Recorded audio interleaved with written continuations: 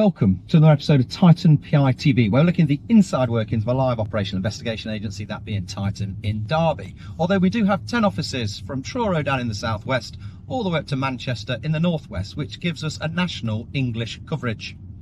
If you prefer to listen to podcasts, you can download Titan PI TV podcast wherever you download your podcasts. I am your host, Simon Henson, and Managing Director at Titan Private Investigation Limited. Welcome and happy Friday. So today's short episode, we're going to be looking at how a surveillance operative makes ground in traffic. So one question we get asked an awful lot, particularly on our training courses, our surveillance training courses, is, as a surveillance operative, are you expected to jump red lights? So I'll put my training hat on now. Categorically, no, you will not be expected and you will not jump red lights. However, we use the equation of risk versus gain. Is the risk versus the gain? Is it worth it? So what are the risks of jumping a red light? Your subject might see you do it because you're in view of them. There may be a marked police car you've not seen, or a red light camera, or an unmarked police car behind you, and they will come after you and they will prosecute you and they will stop you, and therefore you're going to be out of the game. So you've gained nothing. It might be that a member of the public behind you is not paying attention, and because you start moving forward, they don't look at the lights and they presume they're on green and they have an accident. It might be that you judge it wrong and you have an accident, which will probably lead to prosecution, but once again you're out the game again, you're no use. So is the risk versus the gain? If you've got a tracker on that vehicle, there is no risk. You don't need to jump those lights. It might be that you decide to jump the lights and there's third parties within that traffic that know the subject. So you're then potentially looking at a compromise. You've got to think of the risk versus the gain and make your own decision. But I would always suggest no. So, making ground in traffic. We've all been in that scenario, dual carriageway, a lorry in the near side lane and a lorry in the offside lane, both limited to 62 miles an hour. They're not making any ground on each other and you're just getting frustrated. There's no tactic on a lorry or a vehicle with a poor rear view that will work unless they see you do your tactic whilst they're looking in the mirrors, because they can't see you. So we only do these tactics on vehicles with a really good rear view, like a car.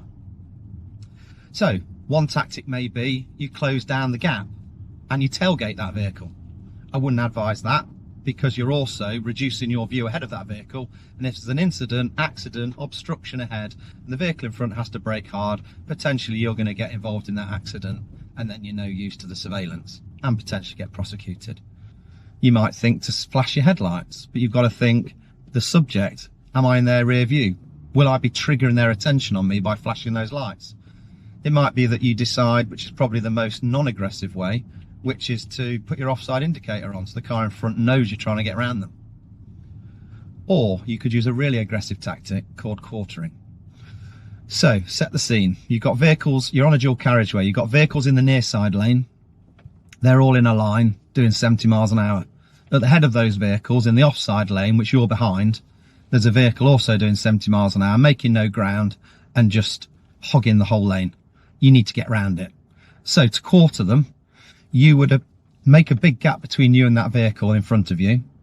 You would hold the far near side lane of the offside lane, so towards the centre line. You would accelerate hard up to the vehicle, and just before the vehicle, you brake hard and you manoeuvre to the offside of your lane. So the vehicle in front of you, they're just seeing your car go from near side to offside or from left to right in their rear view mirror. And it panics drivers and they think, oh, what's going on? And then they pull over. It is aggressive though, and it could cause accidents, but done properly, it's a really useful tool. And 9 times out of 10, vehicles move over. So let's have a look at it. So this silver Mariva is our subject vehicle. Centre lane towards traffic lights. This is a one-time hit. We've got some intel that the vehicle is going to meet and hand over some documents for a corporate case, but the lights went to red. Should I have gone through with it? I've got to do risk versus gain. The risk is that that's now a loss for the day.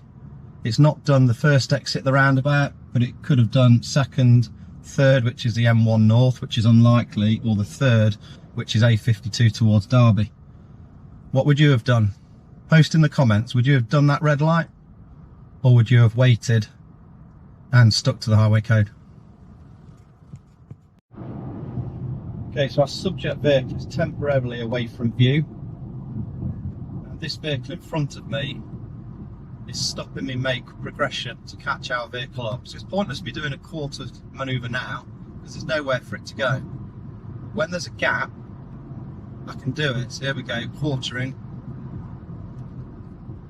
And there you go, it moves straight over, and then we can make some ground. Hopefully catch our vehicle up.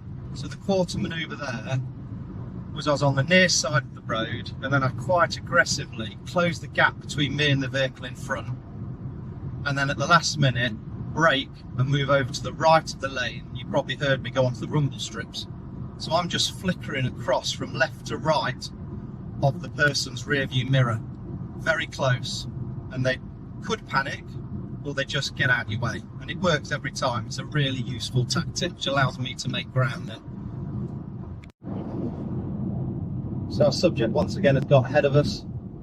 This car in front is slowing us. Pointless doing a quarter manoeuvre now because it can't move anywhere. This is where we do it. Up we go and across. Onto the rumble strips. All they see is a flash of our car on its rear view mirrors. We can now make ground and get ahead to regain the visual of our subject vehicle.